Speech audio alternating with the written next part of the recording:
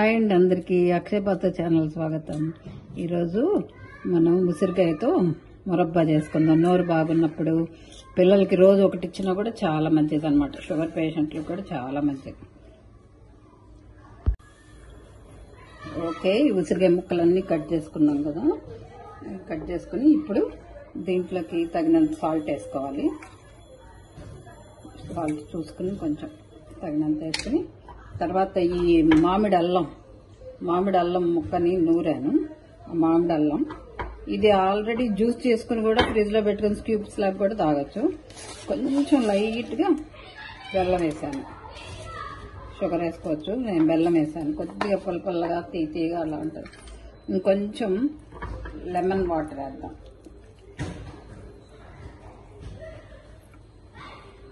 Lemon water వేసేసి ఇప్పుడు వీటిని ఎండలో పెట్టి ఫుల్ ఎండ నెడితే ఎమ్మి మురబ్బా తయారవుద్ది.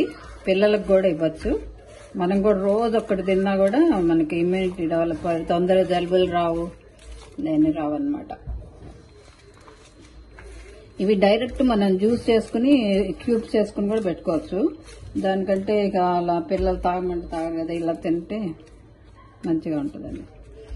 ఇప్పుడు ఇవి సన్నగా ఇలా కట్ చేసి పచ్చి, ఇవేమో ఆవిరి మీద ఉడికినాయి. ఇవి పచ్చి ఏంటంటే దీన్ని ఆరబెట్టి పౌడర్ చేస్తాను. పౌడర్ చేసేసి ఆ పౌడర్ దేంట్లో కన్నా సాంబార్లోకి దేనికైనా వేసుకోవచ్చు. మనం వాటర్లో వేడి నీళ్ళలో కలుపుకొని తాగొచ్చు పెద్దవాళ్ళు అలా అనమాట. అందుకని వీటిని ఇలా సన్నగా కట్ చేసి. ఓకేనా? మీకు నచ్చినట్టు షేర్ చేయండి, సబ్స్క్రైబ్ చేసుకోండి, కామెంట్ పెట్టండి. బాయ్.